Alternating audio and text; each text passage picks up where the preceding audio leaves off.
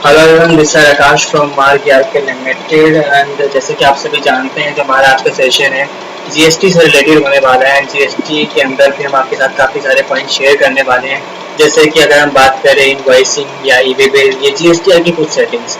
सो चलिए आज का सेशन स्टार्ट करते हैं। इनवॉइसिंग से। बेसिकली जैसा किसी कस्टमर का, मतलब काफ़ी कस्टमर का पॉइंट रहता है कि सर हमने इनवॉइसिंग में अपने बिल्स डेली बेसिस का अपलोड करते जाते हैं। जैसे कि मैंने अपना बिल अपलोड कर दिया, B2 का एक्सपोर्ट की पार्टी का क्रेडिट नोट, डेबिट नोट, जो मैंने बिल अपलोड कर दिए, अब मैं डेली बेसिस भी कर रहा हूँ। एंड जब मंथ एंड में अगर हम देखते हैं तो मंथ एंड में जाके मेरे जो मैंने ऑलरेडी बिल अपलोड कर दिए हैं इनवॉइसिंग के थ्रू, तो वो मेरे जीएसटी में दिखाता है। अब मैं उन बिल्स को कैसे मतलब गवर्नमेंट को कैसे बताऊं कि मैं ऑलरेडी अपलोड कर चुका हूँ, क्योंकि अगर मैंने यहाँ से बिल जीएसटी अपलोड कर दी तो गवर्नमेंट के पास तो डुप्लीकेसी हो जाएगी, क्योंकि मैंने बिल ऑलरेडी अपलोड करके मतलब इनवॉइसिंग के थ्रू दे दिया है और मैं यहाँ से भी दे रहा हूँ। तो इस कंडीशन में क्या किया जाए? तो सिंपली सर इसके लिए कुछ नहीं करना, आपको जीएसटी हम जैसा नॉर्मल निकालते हैं वैसे ही निकालेंगे। बस यहाँ पे आपको क्या करना है, एक्सक्लूड का एक ऑप्शन हमने आपको दे दिया, एक्सक्लूड पे क्लिक कर देना है। एक्सक्लूड पे क्लिक करते ही आपको जो B2B एक्सपोर्ट और क्रेडिट डेबिट नोट के जो बिल्स होंगे वो यहाँ से एक्सक्लूड हो जाएंगे, तो यहाँ से हट जाएंगे। तो सिंपली आपको बस एक छोटा सा प्रोसेस करना होगा। जो कंसर्न रहता है कस्टमर का, पॉइंट रहता है कस्टमर का कि सर वो बिल्स यहाँ पे नहीं आने चाहिए, या फिर वो पॉइंट्स मतलब जो बिल्स मैंने अपलोड कर दिए वो नहीं दिखने चाहिए यहाँ पे, तो सिंपली आप यहाँ से एक्सक्लूड कर दोगे। तो जो आपकी फाइल जनरेट होगी, एक्सेल या CSV या जेसोन, जो भी फाइल आपकी जनरेट हो रही है वो एक्सक्लूड करके आएगी।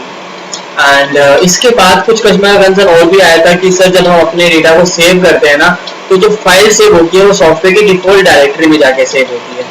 अब मेरे को जो डिफॉल्ट डायरेक्टरी में सेव हो रही है फाइल, मेरे को उसको डिफॉल्ट डायरेक्टरी में सेव नहीं करना, मेरे को अपने अकॉर्डिंगली अपनी फाइल के अकॉर्डिंगली सेव करना है। तो सिंपली उसके लिए क्या करना होगा, आपको ask path to save file पे क्लिक कर देना होगा। सिंपली इस पे आप क्लिक करके और ओके पे स्टार्ट पे क्लिक कर देंगे तो आपकी फाइल जनरेट होना शुरू हो जाएगी। बट उससे पहले आपसे पूछेगा कि सर आपको ये वाली फाइल कहाँ सेव करनी है। मैंने कहा मेरे को डेस्कटॉप में सेव करनी है, तो सिंपली डेस्कटॉप पे क्लिक करके आप ओके पे क्लिक कर देंगे। ओके पे क्लिक करके आपको दिखा देगा सर आपकी फाइल जो है यहाँ पे सेव हो रही है। तो देखेंगे आप यहाँ पे सारी फाइल आपकी जनरेट हो गई डेस्कटॉप में। तो आप यहाँ पे देखिए B2B के नाम से ये सारी फाइल में जनरेट यहाँ पे आ गई है, मतलब डेस्कटॉप में शो हो गई है। तो सिंपली ये छोटा सा प्रोसेस था कि अगर मेरे को अपना फाइल को अपने अकॉर्डिंगली अपनी लोकेशन के अकॉर्डिंगली सेव करना है तो कैसे करेंगे सेव, या फिर अगर मेरी इनवॉइसिंग के बिल ऑलरेडी अपलोड कर चुका हूँ तो मेरे को उसको यहाँ से अपने GSTR1 से एक्सक्लूड करना है तो कैसे करेंगे। तो वो भी वाला ऑप्शन आपको समझ में आ गया होगा, क्लियर हो गया होगा। कुछ इस ऑप्शन से रिलेटेड डाउट ही रहा होगा, इसमें बहुत इजी सा बहुत बेसिक सा ऑप्शन था।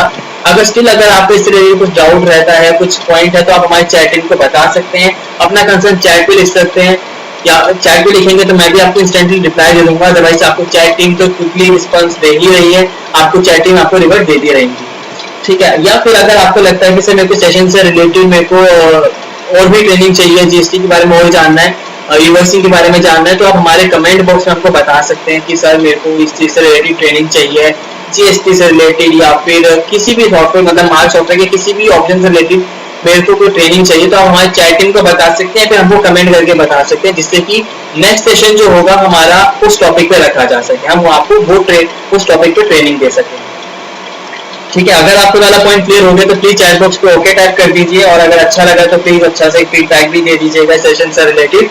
एंड अब हम इसके बाद बात करते हैं दूसरे ऑप्शन की, GSTR सेटिंग से रिलेटेड। अब GSTR सेटिंग क्या है बेसिकली, कभी कभार मतलब कई बार ऐसा होता है कि हम किसी रजिस्टर्ड पार्टी से सामान परचेज कर रहे हैं, और रजिस्टर्ड पार्टी सामान परचेज करने के बाद कभी अभी सेल कर रहे हैं किसी पार्टी को, तो वो जो बिल्स जनरेट हो रहे हैं ना वो एग्जेम्प्टेड आइटम के साथ जनरेट हो रहे हैं, ठीक है। अब मैंने किसी अनरजिस्टर्ड पार्टी से को सेल किया, अब अनरजिस्टर्ड पार्टी को सेल कर रहा हूँ और एग्जेम्प्टेड प्रोडक्ट्स है, तो उसको कैसे मेंटेन करूँ। अब मेरे को क्या चाहिए कि जो मैंने एग्जेम्प्टेड आइटम्स के बिल बनाए हैं ना वो B2C स्मॉल के अंदर ही रहे, उसका रिफ्लेक्शन अलग से B2C स्मॉल के अंदर या लार्ज के मतलब एग्जेम्प्टेड के कॉलम में ना जाए। तो सिंपली उसके लिए आपको क्या करना होगा, यहाँ पे जाना है GSTR सेटिंग में जाना है, एंटर करना है, और यहाँ पे आपको ऑप्शन दे दिया एग्जेम्प्टेड का। तो सिंपली अगर आप चाहते हैं कि जो मैंने बिल्स बनाए हैं, एग्जेम्प्टेड के बिल बनाए हैं मैंने अनरजिस्टर्ड पार्टी के साथ, उनका रिफ्लेक्शन वहीं का वहीं रहे, एग्जेम्प्टेड वाले जो बिल्स हैं वो B2C के बिल B2C में ही रहे, वो एग्जेम्प्टेड कॉलम अलग से ना जाए, तो सिंपली आपको यहाँ पे क्या करना है, नो कर देना। लेकिन अगर आप चाहते हैं कि अगर मेरे जो एग्जेम्प्टेड के बिल बन रहे हैं उनका एक रिफ्लेक्शन एग्जेम्प्टेड के कॉलम में ही जाना चाहिए, तो सिंपली आप यहाँ से एग्जेम्प्टेड को यस कर सकते हैं। यस कर दोगे तो उसका रिफ्लेक्शन एग्जेम्प्टेड के कॉलम में जाएगा, नो कर दोगे तो उसका रिफ्लेक्शन B2C का B2C के अंदर ही रहेगा। होप ये वाला ऑप्शन भी आपको क्लियर हो गया होगा। अगर ये वाला ऑप्शन अगर आपको क्लियर हो गया तो प्लीज आप चैट बॉक्स पे इसके लिए रिवर्ट कर सकते हैं, यस कि मेरे को ऑप्शन क्लियर हो गया, अच्छे समझ में आ गया है। या फिर अगर आपको इस सेशन मतलब इस ऑप्शन से रिलेटेड कुछ डाउट है, कुछ क्वेरी है, तो भी आप चैट बॉक्स पर लिख सकते हैं, मैं आपको उसका इंस्टेंटली रिप्लाई दे दूंगा, या फिर मेरी चैट टीम आपको उसका प्रॉपर्ली रिप्लाई दे देगी। ठीक है, सो अब इसके बाद हम बात करते हैं नेक्स्ट ऑप्शन की, ईवी बिल से रिलेटेड। समटाइम क्या होता है कि हम अपने बिल्स बनाते जाते हैं, ईवी बिल के अंदर मैंने काफी सारे बिल बना लिए और मैंने हर बिल के अंदर ना सारी डिटेल्स फिल करी है। एग्जांपल के लिए मैंने ट्रांसपोर्टर डिटेल फिल कर दी और उसके बिल का डिस्टेंस भी मेंटेन कर दिया, किलोमीटर बाई रोड वगैरह जो भी एवरीथिंग, एड्रेस वगैरह सब कुछ डिटेल मैंने फिल कर दी। बस स्टिल मेरा ईवी बिल अपलोड नहीं हो पा रहा सॉफ्टवेयर से डायरेक्टली ऑनलाइन पोर्टल पर। तो मैं कहाँ पे क्या गलती कर रहा हूँ सॉरी। तो इस कंडीशन में क्या हो रहा होगा, हमसे क्या मिस्टेक हो रही होगी कि हमने क्या करके ईवी बिल की लॉगिन आईडी के अंदर मैंने ईवी बिल की लॉगिन आईडी डाल दी, जबकि मेरे को क्या करना है, ईवी बिल के अंदर लॉगिन करने के बाद मेरे को ईवी बिल की एपीआई आईडी और उसका पासवर्ड यहाँ पे डालना होता है।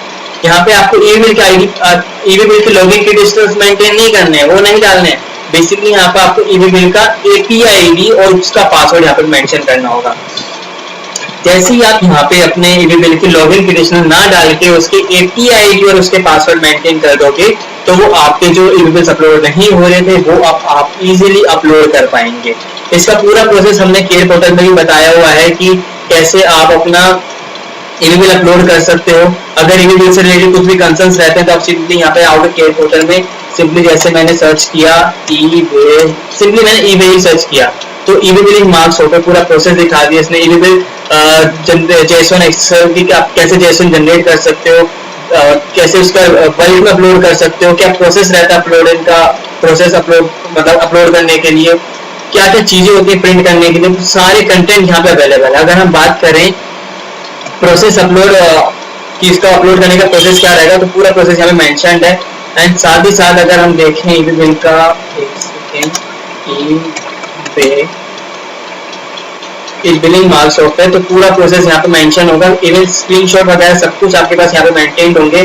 जैसे इन्होंने यहाँ पे देखेंगे आप तो यहाँ पे दिखा दी बिल की साइड यहाँ पर आ गई, लॉगिन आईडी वगैरह लॉगिन आईडी डालोगे यहाँ पे आपको रजिस्ट्रेशन के अंदर आ जाएगा, जीएसपी के अंदर आप आएंगे और यहाँ पर आप आएगा और लॉगिन करेंगे, आप ओटीपी मेंशन करेंगे तो यहाँ पे सारी आपके पास लॉगिन आईडी मतलब जो भी डिटेल्स रहेंगी सारी चीजें आपको यहाँ पे मिलती रहेंगी।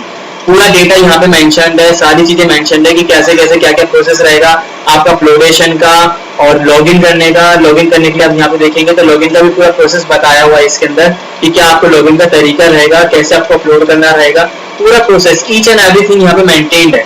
आप हर चीज को यहाँ पे केयर पोर्टल से देख सकते हो, समझ सकते हो कि कैसे मेरे को ईवी बिल के अंदर लॉगिन करना होगा और कैसे इसके मेरे को एपीआई आईडी जनरेट करनी होगी और कैसे मेरे को अपलोड करना होगा, कैसे बल्क में अपलोड कर सकता हूँ। तो सारी चीजें यहाँ पे मेंशन्ड है, सारी डिटेल्स यहाँ पे ईच एंड एवरीथिंग अगर आपको यहाँ पे देखनी है तो सारी चीजें मिल जाएंगी। ठीक है, अब हम इसके बाद बात करते हैं ईवी बिल के। होगी ईवी बिल वाला पॉइंट आपको समझ में आ गया होगा, क्लियर हो गया होगा, इसमें ईवी बिल के अंदर कोई डाउट नहीं होगा आपको। अगर आपको ईवी बिल का पॉइंट क्लियर हो गया है तो आप चैट बॉक्स पे ओके टाइप कर सकते हैं, क्लियर टाइप कर सकते हैं कि आपको पॉइंट समझ में आ गया है। एंड अब हम इसके बाद बात करते हैं जीएसटी नंबर कैंसिलेशन से। कैंसिलेशन नहीं है, बेसिकली जीएसटी नंबर से रिलेटेड है।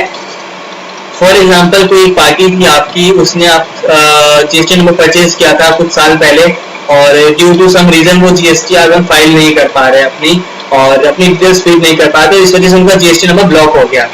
तो आपने जो सामने वाली पार्टी की पहले बिलिंग करी होगी वो तो रजिस्टर्ड पार्टी थी और आपने रजिस्टर्ड एज ए रजिस्टर्ड उसके साथ डील किया, अब वो पार्टी अनरजिस्टर्ड हो गई। तो अब आप अपने सॉफ्टवेयर के अंदर कैसे बिल मेंटेन करो, क्योंकि अगर आप यहाँ पे देखें कंट्रोल एल करके, अगर मैं F3 करके चेक करूँ किसी लेजर के अंदर तो यहाँ पे उसका जो भी डिटेल्स रहेंगी वहाँ पे आपको जीएसटी नंबर मेंटेन वगैरह सब कुछ करना होगा। अगर आप जीएसटी नंबर हटा देते हो तो जो बिल्स बनाए होंगे वो सारे अनरजिस्टर्ड में चले जाएंगे, मतलब जो बिल बनाए होंगे ये सारे बिल्स अनरजिस्टर्ड में कैरी फॉरवर्ड हो जाएंगे। तो अब इसके लिए क्या किया जाए, तो सिंपली आपको क्या करना है जीएसटी में जाना है, जीएसटी रिपोर्ट एंड देन यहाँ पे नो करके आप सर्च जीएसटी पार्टी में जाओगे तो यहाँ पे ऐड पे क्लिक करके मॉडिफाई पे क्लिक करके आप जो उसकी डेट्स रहेंगी कि ये वाली पार्टी इस डेट से लेकर इस डेट तक का इसका जीएसटी नंबर वैलिड था, उसके बाद ये अनरजिस्टर्ड हो गया। ये डेट सेव करने के बाद अब जब दोबारा रजिस्टर्ड होगा जीएसटी में, जब वो दोबारा रजिस्टर्ड होगी वो पार्टी, तब ऐड करके उसकी डेट डाल दोगे जिस दिन वो रजिस्टर्ड हुआ होगा। तो जब वो जिस टाइम से लेकर जिस टाइम तक रजिस्टर्ड था उस टाइम के बिल सेपरेट रहेंगे, और उसके बाद जब उसके अनरजिस्टर्ड हो गया था वो, तो अनरजिस्टर्ड उसके एज अनरजिस्टर्ड बिल्स काउंट होंगे। तो आपके सॉफ्टवेयर के अंदर जब आप जीएसटी में फाइल करने जाओगे तो सॉफ्टवेयर में आपको कोई दिक्कत नहीं आएगी जीएसटी में फाइल करने में पार्टी के जीएसटी नंबर से रिलेटेड, कि वाली पार्टी अनरजिस्टर्ड है या रजिस्टर्ड है। आपको मैनुअली कहीं पे भी कुछ भी करने की रिक्वायरमेंट नहीं होगी, बस आपको एक बार ये डिटेल्स मेंशन करनी है सॉफ्टवेयर के अंदर कि वाली पार्टी रजिस्टर्ड हो गई अनरजिस्टर्ड हो गई। ये डिटेल्स आपको आपके सामने वाली पार्टी बताएंगे कि यार मैं इस टाइम से लेकर इस टाइम तक रजिस्टर्ड था, फिर मैं अनरजिस्टर्ड हो गया, तो आपको डिटेल्स में सामने वाली पार्टी ही बताएंगे आपको। तो होप ये वाला पॉइंट आपको अच्छा लगा होगा, जीएसटी वाला पॉइंट अगर आपको क्लियर हो गया, अच्छे से समझ में आ गया है, तो प्लीज चैट बॉक्स पे इसका पॉइंट ओके टाइप कर दीजिए, क्लियर टाइप कर दीजिए। अगर आपको कुछ भी इससे रिलेटेड डाउट लगता है तो भी आप हमारी चैट टीम से पूछ सकते हैं कि ये मेरा पॉइंट है, ये कंसर्न है, तो हमारी चैट टीम आपको उसका रिवर्ट करती रहेगी, या फिर मैं भी आपको उसका रिप्लाई कर दूंगा अगर आप चैट पे पूछते हैं तो। ठीक है, अब इसके बाद हम बात करते हैं जीएसटीआर रिपोर्ट से रिलेटेड। जीएसटी रिपोर्ट में काफी कस्टमर कंसर्न आया था कि सर मेरे को जीएसटी रिकंसिलेशन करनी है गवर्नमेंट के ऑफलाइन टूल के थ्रू, तो मेरे को गवर्नमेंट फॉर्मेट के अकॉर्डिंगली परचेज रजिस्टर चाहिए, परचेज रिपोर्ट चाहिए, तो कैसे उस रिपोर्ट को मैं डाउनलोड कर सकता हूँ, कैसे देख सकता हूँ? तो सिंपली आपको कुछ नहीं करना, उसके लिए सर जीएसटी में जाना है, GSTR to be purchase register पे जाना है, सिंपल जाना है, जिस मंथ की आपको रिपोर्ट निकालनी है उस पर जाके एक्सेल पे क्लिक कर देना है। तो एक्सेल पे आप क्लिक करेंगे तो आपकी फाइल बैकएंड पर जनरेट हो जाएगी, जैसे कि आप यहाँ पे देख पा रहे हो। तो पूरी यहाँ पे डिटेल्स आ गई है, पहले एक ही पार्टी का बिल था तो एक ही बिल आ रहा है, अगर आपके मल्टीपल बिल्स होंगे तो मल्टीपल बिल आपके पास यहाँ पे शो हो जाएंगे पार्टी के। तो जो शीट डाउनलोड होगी ना सही गवर्नमेंट फॉर्मेट के अकॉर्डिंगली डाउनलोड होगी, तो इसके अंदर कुछ भी ऐसा इशू नहीं आएगा आपको आगे से कि ये फॉर्मेट गलत है या फिर इस तरह ये डिटेल्स मेंशन नहीं है। तो गवर्नमेंट फॉर्मेट के अकॉर्डिंगली शीट डिजाइन करी गई है, तो आप ऑफलाइन टूल में आप इसको अपलोड करके अपना इजीली रिकंसिलेशन कर सकते हैं। साथ ही साथ मैं आपको ये भी बता देता हूँ कि अगर आपको गवर्नमेंट के टूल से ऑफलाइन टूल डाउनलोड करना है यूटिलिटी का, तो सिंपली आपको क्या करना होगा, जीएसटी की साइट पे जाना होगा। जीएसटी की साइट यहाँ पे देख पा रहे होंगे आप, gst.gov.in, डाउनलोड पे जाना, उसके बाद ऑफलाइन टूल पे जाना, यहाँ से आपको ऑफलाइन टूल मिल जाएगा इसका मैचिंग ऑफलाइन टूल। तो यहाँ इस वाले टूल को आप डाउनलोड करके अपनी जीएसटीआर टू बी रिकंसाइल कर सकते हो इजीली। अपने पहले पोर्टल से आप जेसन फाइल डाउनलोड कर लोगे, डाउनलोड करने के बाद जो मैंने एक्सेल फाइल डाउनलोड करने का आपको तरीका बताया है, वो फाइल डाउनलोड करने के बाद इस टूल में आप अपलोड करोगे तो आपका वो पूरा प्रॉपर मैच करके बता देगा कि सर आपका ये डेटा है और इसमें ये मैच है, इसमें ये चीज अनमैच्ड है।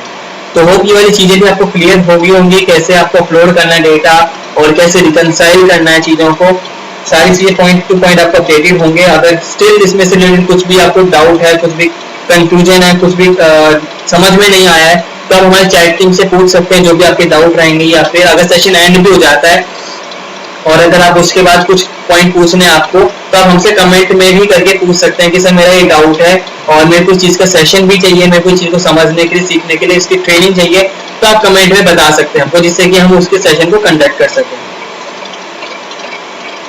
सो आज का हमारे सेशन इतना ही था। आज के पॉइंट हमारे को इतने ही मतलब पॉइंट आपके साथ शेयर करने थे। अगर आपको और भी लगता है कि मेरे को और भी पॉइंट्स पे ट्रेनिंग चाहिए तो आप जरूर हमें बताइएगा, जिससे कि हम और भी ट्रेनिंग्स आपके लिए कंडक्ट करें। So thank you so much for joining the session. Have a good time to you all.